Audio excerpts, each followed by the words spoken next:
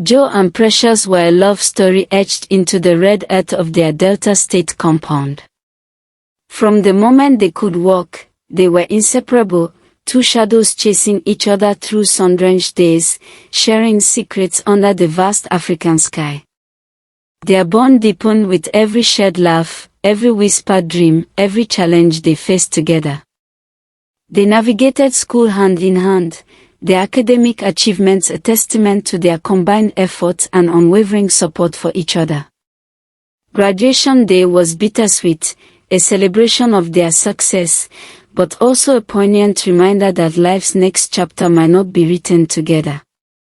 Then came the opportunity, a chance for one of them to travel abroad, to seek a better life and send resources back home. Precious, with a love that transcended her own desires, insisted Joe go. Her eyes, usually so bright with mischief, were serious as she told him, "Go, my love. Make us proud. I'll be here, waiting." Joe, his heart swelling with a mix of gratitude and sorrow, made a solemn vow. "I will come back for you, Precious. I will marry you, and we will build our life together." He held her close, a silent promise passing between them. The day Joe left was a blur of tears and hope. Precious watched his vehicle disappear down the dusty road, a piece of her heart traveling with him. She kept his memory alive, replaying his promises, tending to the flame of their love. Days turned into weeks, weeks into months, and months into years. Letters didn't arrive, calls never came. The vibrant hope that had sustained her began to wane, replaced by a dull ache of disappointment. "He's forgotten me," she would whisper to herself, tears blurring her vision. The community, initially sympathetic, began to murmur. "Joe is gone for good," they'd say. "Precious should move on." What Precious didn't know was the cruel hand fate had dealt with Joe. Upon his arrival in a bustling foreign land, a series of unfortunate events led to the loss of his phone, his address book, every single piece of contact information he had for his beloved Precious and his family.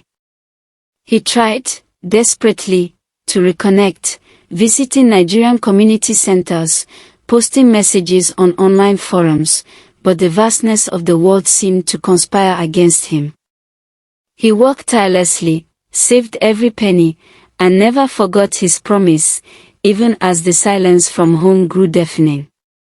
Years later, a successful but weary Joe stepped off the plane back onto Nigerian soil.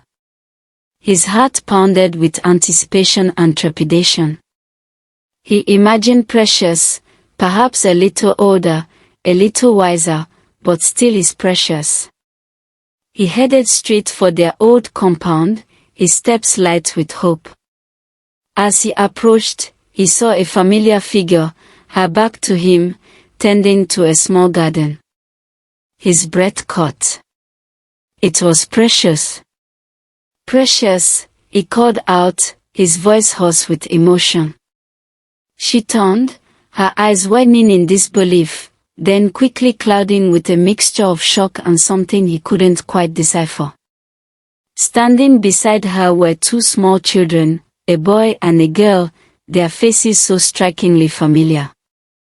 Then, another figure emerged from the house, his younger brother, Leo, placing a protective hand on Precious's shoulder. The truth, stark and painful, hit Joe like a physical blow. Precious, now Mrs. Leo, looked at him with a gaze that held both tenderness and an unbreakable resolve. "Joe," she said, her voice soft but firm, "welcome home. These are my children, with Leo." The words were a hammer to his heart. His brother. His own brother. Joe stood there, a stranger in the place he once called home, his dreams shattered around him. He saw the happiness in Precious's eyes, the love she clearly held for his brother and their children. He saw the life that had moved on without him, a life he had unwittingly given up. The days that followed were a blur of explanations, apologies, and the heavy weight of what could have been. Joe learned of Precious's despair, her belief that he had abandoned her, and Leo's quiet, steady presence that eventually won her heart. He understood, intellectually, but his heart refused to accept.